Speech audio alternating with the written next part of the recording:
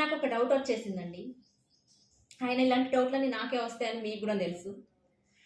మన చిన్నప్పుడు మన పెద్దవాళ్ళు కానీ, లేకుంటే మన అమ్మమ్మ వాళ్ళు, లేకుంటే మన చుట్టాలు కానీ, ఇంకెవరైనా మన ఇంటికి వచ్చినప్పుడు కానీ మనకు 1 రూపీయో, 2 రూపీసో, 10 రూపీసో, 50యో అట్లా ఇచ్చేవాళ్ళు.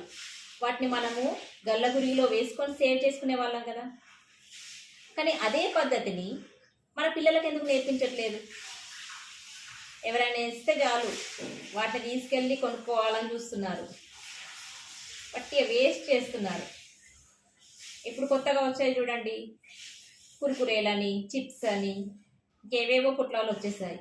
ఆ స్నాక్స్ ఐటమ్ని తీసుకుంటున్నారు, కొనుక్కుంటున్నారు.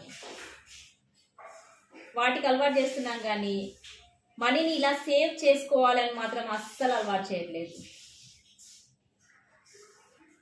అవి నేర్పించి చూస్తే వాళ్ళకి ఎంత మంచి అలవాటు